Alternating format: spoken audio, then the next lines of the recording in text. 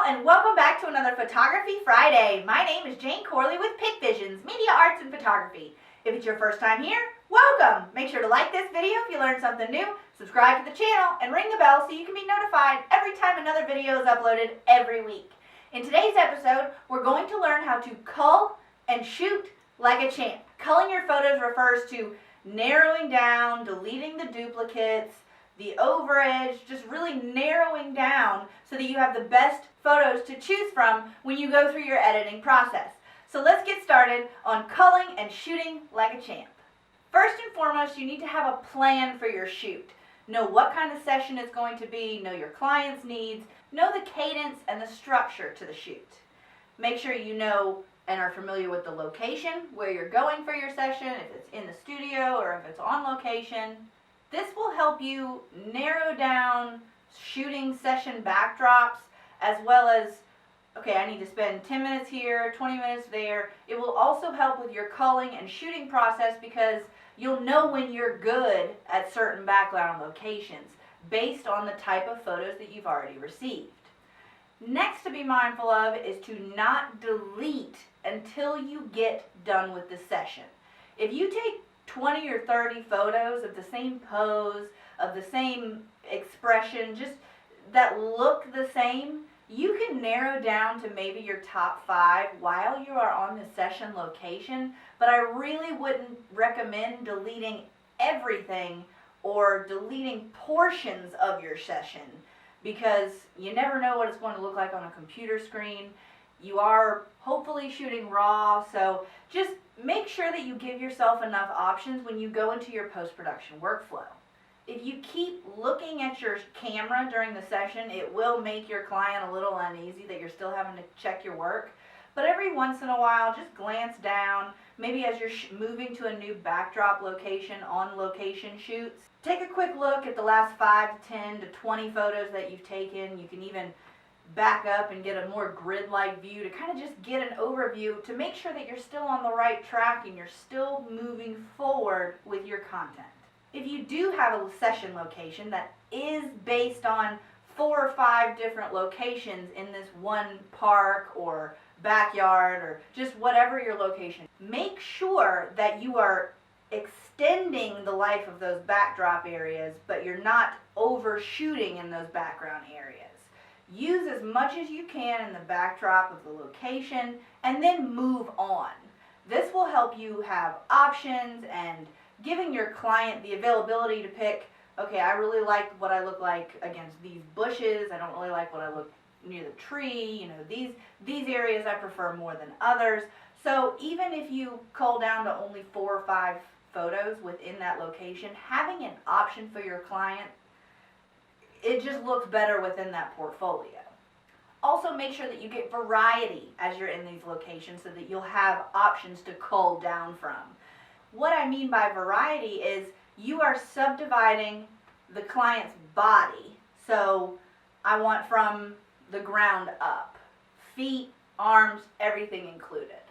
Then I want the waist up. Take a few photos, few angles, few perspectives.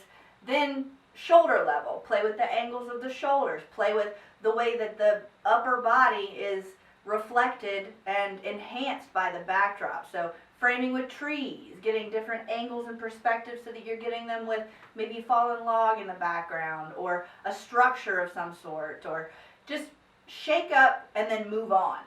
So have options where you're subdividing the client's body in different angles so you have options. But don't get stuck in one place. Milk everything you can from your location and then move on. Last tip in shooting like a champ is going to be test shots. If you are in doubt and don't want to go through the unprofessional means of, okay, pose, pose, pose, oh, my lighting wasn't good. That's not what you want to tell your client, and that's not the faith you want to give your client to have in you. So, hey, will you go stand over there in this light area? I'm going to take a few test shots. Hey, will you stand a little bit more in the shadows? I'm getting too much light on your face. Okay, test shot, and now we know what we need to do. So let's move into culling like a champ. When you're in your post-production process, make sure to have your stuff organized. Get it from your card and save them in an originals file, Explorer file. Then from those originals, originals, you should have your JPEG and RAWs. Sort them in file type RAW so that all you're getting is your RAW files.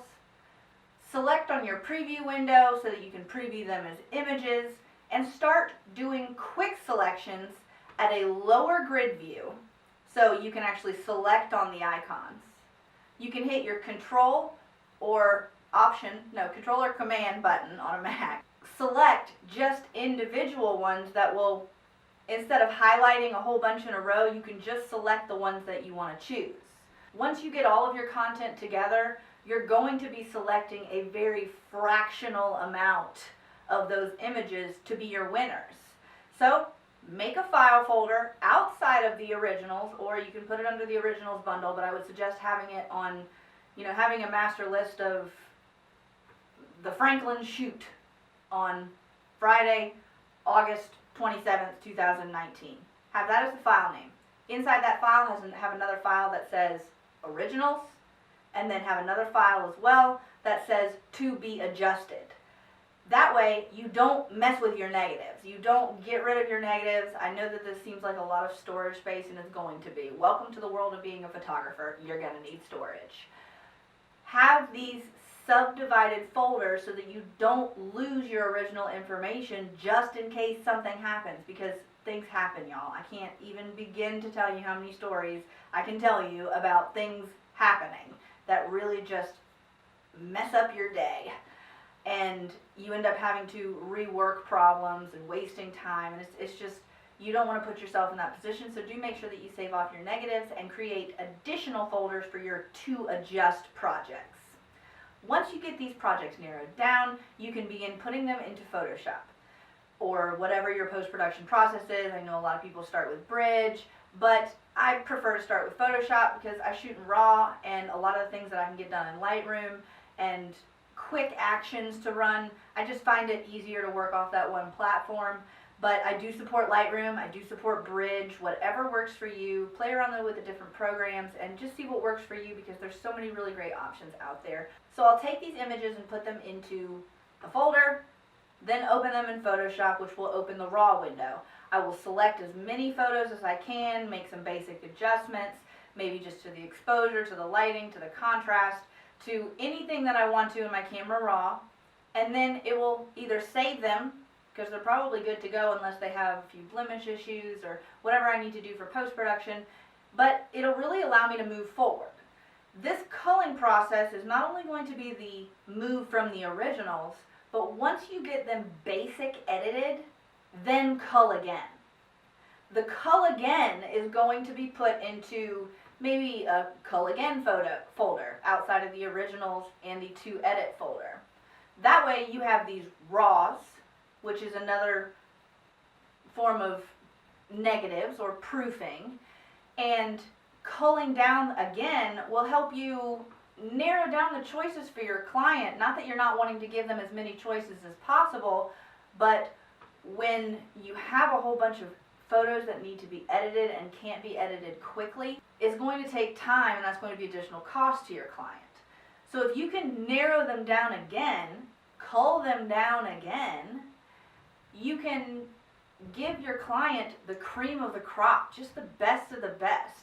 And out of the 500 photos, 300 photos that you took on that shoot, you now have 50 photos that are just awesome photos.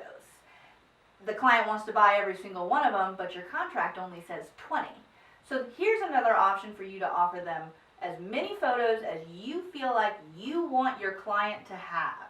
I want to be able to give you all 50 of these items. I want you to appreciate 100% every single one of the photos that I give you. I don't want to give you 200 photos out of 500 photos and you only really like 50% of them. That looks bad for me. That looks bad for our work together. That looks bad for my skills, because not everything is a winner. So narrow your photos down so that you are giving your client, you are producing only the best. You're not wasting any time with additional post-production on images that you don't need, and you're really being able to confidently build your portfolio, because the ones that you deliver to the client, you would be honored to have them in your portfolio. So be aggressive when you cull. Be aggressive. If you run into a situation where I really like these 2 images, these 4 images, but you're in the same pose, you're doing the same thing, we're getting the same look, and I really just can't decide. Having that eagerness for perfection to deliver the best to your client, that transparency only builds a relationship with you and your clients. People would rather come back to you if they know that you genuinely care about what they think about. So the culling process can really help build customer relations as well. My last note, make sure to understand the needs of your client before you go out and shoot. Ask as many questions of what they're expecting, what are these photos being used for, how are you wanting to share them, what are you wanting to celebrate. Find out the story behind the photos that they're trying to get from you. This will help you have a better relationship with your customer. This will help you better understand what they're expecting to get from you and hopefully hire you again later on down the road. So I hope this video was helpful on how to cull and shoot like a champ. Tune in next week when we talk about posing. I'm very excited. I'm a little hesitant about how I want to break it up, but next week we're talking about posing one way or another. So tune in, make sure not to miss it. And until next time, Jane Corley, Pick Visions, Media Arts, Photography. Make sure to like this video if you learned something new, subscribe to the channel, and ring the bell so you can be notified every time a new video is uploaded every week. See you later, guys.